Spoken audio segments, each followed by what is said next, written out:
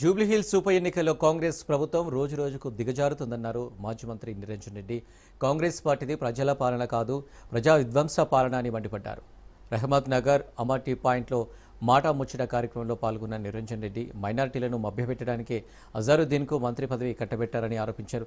జూబ్లీహిల్స్ నియోజకవర్గంలో ప్రజల హృదయాలలో నిలిచిన నాయకుడు మాగంటి గోపీనాథ్ అన్నారు. ఎవరు ఎన్ని కుట్రలు చేసినా ఈ ఎన్నికల్లో బీఆర్ఎస్ గెలుపు ఖాయమని ధీమా వ్యక్తం చేశారు నిరంజన్.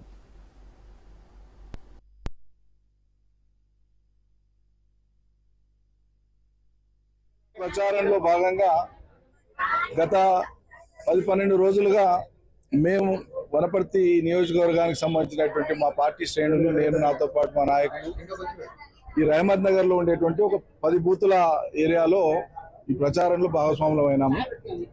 ఇక్కడ ఉండేటువంటి మొత్తం 10 బూతులకు సంబంధించినటువంటి అన్ని ఏరియాస్ అంతా కూడా బస్తీలంతా కూడా తిరుగుతున్నాం. ప్రజలందరినీ కూడా పర్సన్ టు పర్సన్, వ్యక్తి నుంచి ప్రతి వ్యక్తిని కలుస్తూ ఉన్నాం. ఈ రోజు ప్రత్యేకంగా అన్ని ఛాయ కూడళ్ల దగ్గర, టీ పాయింట్స్ కావచ్చు, ఛాయ్ హోటల్స్ కావచ్చు, ఛాయ్ బిస్కెట్తో పాటు ఇక్కడ హోటల్కి వచ్చేటువంటి సందర్శకులు కానీ, హోటల్ యజమానులు కానీ, వర్కర్స్ కానీ వీళ్ళందరితో కూడా సంభాషించేటువంటి ఒక ప్రత్యేక కార్యక్రమం ఇవాళ పార్టీ పిలిపించింది మొత్తం హైదరాబాద్లో.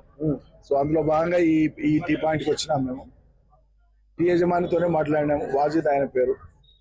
ఆయన చెప్తుండే క్లియర్గా పలు విషయాలు చెప్పినాడు ఇప్పుడు మీ ముందే. ఒకటి, గోపీనాథ్ గారు చాలా మంచి వ్యక్తి ఉండే, ఉత్తముడు ఉండే. దురదృష్టవశాత్తు ఆయన మరణం సంభవించింది. ప్రజలకు అందుబాటులో ఉండేవాడు, సేవాభావం కలిగినటువంటి మనిషి, డౌన్ టు అర్త్ ఉండేవాడు. కాబట్టి డెఫినెట్గా మేము ఇప్పుడు ఆయన సతీమణికే వేయాలనుకుంటున్నాం అనుకుంటున్నమాట.